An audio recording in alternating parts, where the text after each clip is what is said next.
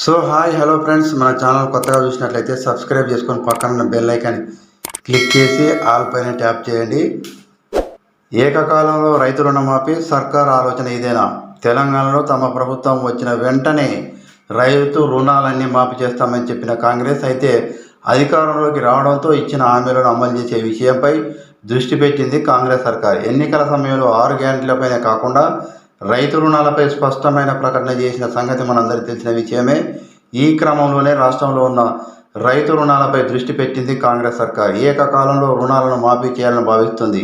అందుకు తగ్గట్టే సరికొత్త కార్యాచరణతో ముందుకు వచ్చే పనిలో పడ్డది కాంగ్రెస్ సర్కార్.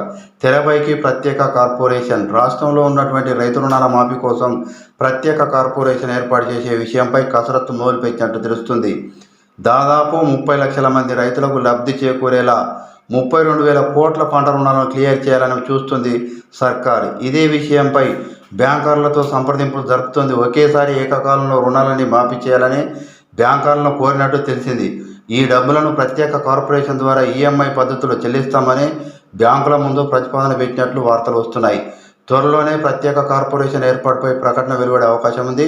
ఈ కార్పొరేషన్కు రిజిస్ట్రేషన్లు, స్టాంపులు, వాణిజ్య పనులతో పాటు ఇతర శాఖల ద్వారా వచ్చే ఆదాయంతో కొంత భాగాన్ని మళ్లించాలని చూస్తుంది సర్కార్. ఫలితంగా ప్రతి నెల ఈఎంఐ పద్ధతిలో బ్యాంకులకు డబ్బులను చెల్లించవచ్చని లెక్కలు చేస్తుంది ప్రభుత్వం. ఇకపై ఇదే రుణమాఫీ సంబంధించి తెలంగాణ కాంగ్రెస్ ట్విట్టర్ ఖాతాలో ఒక పోస్టు కూడా కనిపించింది. రాష్ట్రంలో ఉన్న 32,000 కోట్ల రైతు రుణాలను మాఫీ చేయబోతుందని, ఇందుకోసం ప్రత్యేక కార్పొరేషన్ కూడా ఏర్పాటు కాబోతుందని తెలిసింది. ముఖ్యమంత్రి రేవంత్ రెడ్డి కూడా రైతు రుణమాఫీపై ఏబిఎన్ తెలుగు టీవీ ఛానల్కు ఇచ్చిన ప్రత్యేక ఇంటర్వ్యూలో కూడా స్పందించారు. రుణమాఫీ విషయంలో తమ ప్రభుత్వం స్పష్టత ఉందని చెప్పారు. ప్రత్యేకంగా ఒక కార్పొరేషన్ ఏర్పాటు చేసే విషయంపై ఆలోచిస్తున్నామని, దీని ద్వారా బ్యాంకర్లు చెల్లిస్తామని పేర్కొన్నారు. రైతులకు మాత్రం ఏకకాలంలో రుణమాఫీ చేస్తామని కూడా ఇచ్చిన మాటను నిలుపుకుంటామని చెప్పారు. ఇక రైతు రుణమాఫీ విషయంలో కటాఫ్ తేదీ అనేది చాలా ముఖ్యం. అయితే ప్రస్తుతం అధికారంలో ఉన్న కాంగ్రెస్ ప్రభుత్వం ఏ తేదీని కటాఫ్గా నిర్ణయిస్తుందనేది చాలామంది ఎదురు చూస్తున్నారు. కాంగ్రెస్ ప్రభుత్వం ఏర్పడిన నాటి నుంచి ఉన్నటువంటి రుణాలన్నీ మాఫీ చేస్తుందా, లేక ఇంకా వేరే ఏదైనా తేదీని ప్రామాణికంగా తీసుకుంటుందా అనేది చూడాల్సిన పరిస్థితి ఏర్పడ్డది.